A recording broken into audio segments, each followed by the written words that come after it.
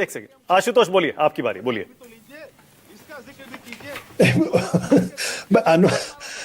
अनवर पाशा जी क्या बोल रहे हैं? अनवर पाशा जी बेहतर तरीके से जानते होंगे। मैं एक बात जरूर कहना चाहता हूं कि अनवर पाशा जी एक बात से मैं सहमत हूं, वो ये है कि इस देश के अंदर पत्रकारों में और मीडिया के अंदर एक खास वर्ग का प्रभुत्व है, इसमें कोई दो राय नहीं है, ये सच्चाई है।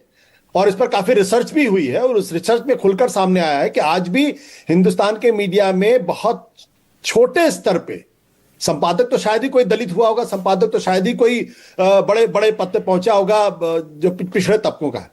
इसलिए मैं थोड़ी उनकी इस राय से काफी हद तक सहमत हूं, ये मुझे लगता है। और एक बात और भी सच है कि बिहार के अंदर राजनीति में 1990 के बाद से एक बड़ा बदलाव आया है। 1990 के पहले बिहार की राजनीति में अपर कास्ट का बहुत जबरदस्त तरीके से उनका वर्चस्व था, लेकिन जब से मंडल कमीशन लगा है तो वो वर्चस्व टूटा है। वो वर्चस्व सिर्फ बिहार में नहीं टूटा है, वो वर्चस्व यूपी में भी टूटा है।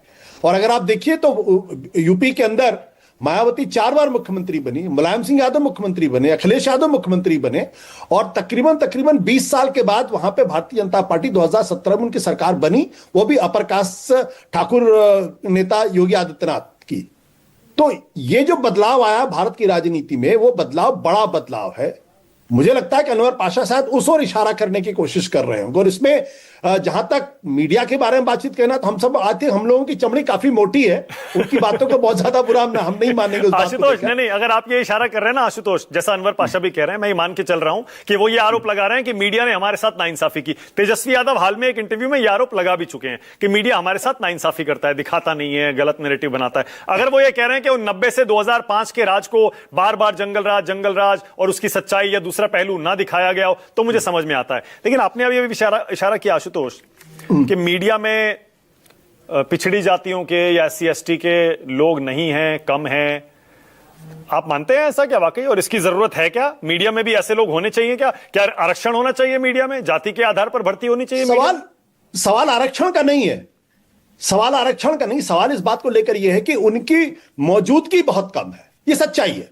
और इस पर आज से करीब 10-15 साल पहले एक रिसर्च भी हुई थी, उसमें बाकायदा एक लिस्ट भी आई थी, और उसके आधार पर मैं कह रहा हूं। नहीं, और आज भी अगर आप न्यूज, मतलब आप ये इशारा कर रहे हैं कि अगर पिछड़ी जाति के लोग मीडिया में ज्यादा होते तो शायद लालू राज को, राबड़ी राज को इस नजर से नहीं देखते और दिखाते। ये अलग तरीके की डिबेट है।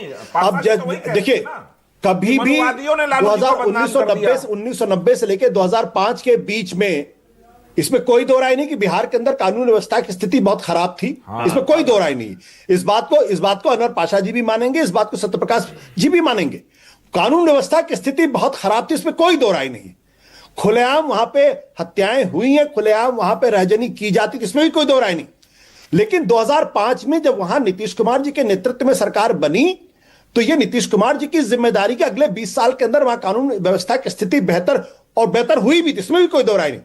मैं जो कहना चाहता हूं कि आज की तारीख में जब 2025 में हम हैं, तो सवाल नीतीश कुमार के जमाने में कानून व्यवस्था पर ही होगा। अब आप उसको 20 साल पुराना लालू जी के जमाने में लेके जाएंगे तो उससे कोई फर्क पड़ने वाला नहीं है। जवाबदेही नीतीश कुमार की सरकार की होगी, जवाबदेही वहां भारतीय जनता पार्टी जो सत्ता में शामिल उसकी जवाबदेही होगी कि आज की स्थिति में बताइए कानून व्यवस्था की स्थिति क्या है। अगर किसी बिजनेसमैन को उसके घर के सामने निकाल कर अगर गोली मारी जाएगी तो सवाल नीतीश कुमार की सरकार से पूछे जाएंगे। तो दोनों सवाल मिक्सअप नहीं हो सकते। लालू यादव ये कह के नहीं बच सकते, तेजस्वी यादव कह के नहीं बच सकते उनके जमाने में स्वर्ग राज था। बिल्कुल स्वर्ग नहीं था, वहां कानून व्यवस्था की स्थिति बहुत खराब थी, उसमें कोई दो राय नहीं।